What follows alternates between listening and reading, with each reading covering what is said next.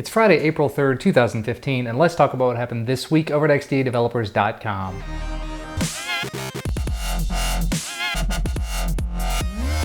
First up, obviously April Fool's Day happened this week, so lots and lots of companies pulled April Fool's Day jokes.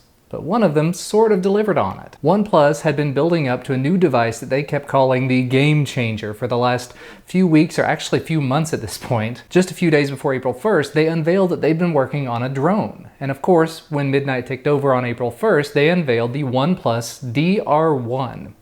D-R-O-N-E. Get it? They had a really nice website for it, awesome video, just an amazing build-up for a nano quadcopter. Meaning one that's about this big. I'll admit it, I was not so secretly hoping that it was going to be a competitor for some of the larger aerial video platforms on the market. So needless to say, I was a little bit let down, though the joke wasn't entirely a joke.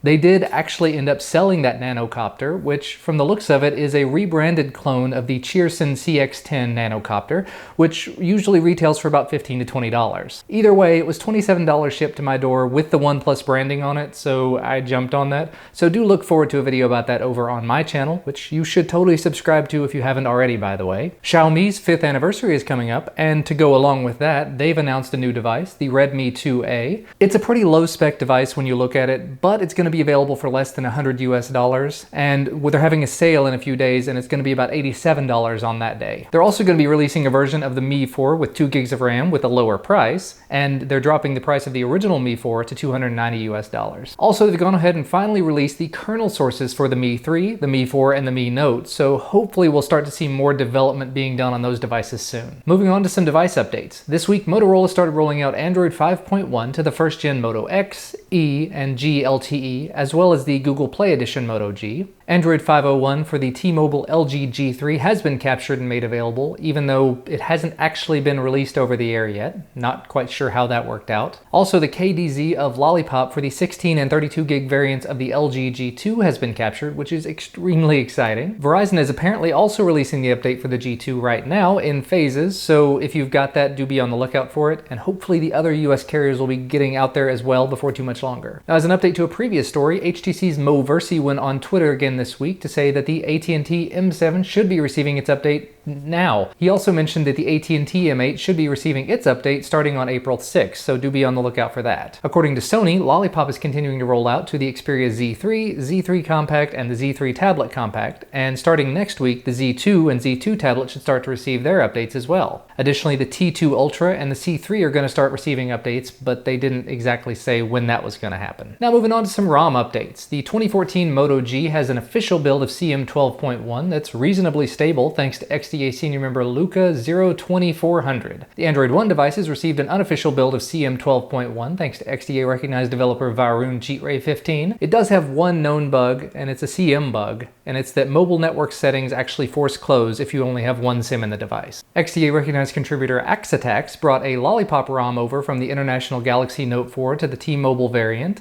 and I believe TouchWiz comes along with that. And there are some things that supposedly aren't working with it yet, some features that just aren't quite there yet, but it is supposed to be pretty usable. And speaking of the Note 4, XDA recognized contributor Ah Khan and his team ported Android 5.1 over to work on the N910F and N910G. XDA recognized developer Olivier also managed to get an unofficial build of OmniROM 5.1 running on the Xperia Z. It's got some issues with video playback, but other than that, it appears to be pretty stable. And in a bit of very good news, XDA senior recognized developers JCase and Bups apparently managed in less than 24 hours with the help of pizza and beer to get S-off on the HTC M9. They still haven't released it yet, but it is nice to see that it's working. So if you've got the M9 or if you were planning to pick it up, expect more development fun to come. And the last development related story I've got, XDA senior member JG Cap has released what he's calling new kernel for the Oneplus One. It's still early in development, but apparently people seem to be enjoying it pretty well, and it comes with power suspend, a bunch of different schedulers and governors, and what I'm very excited about,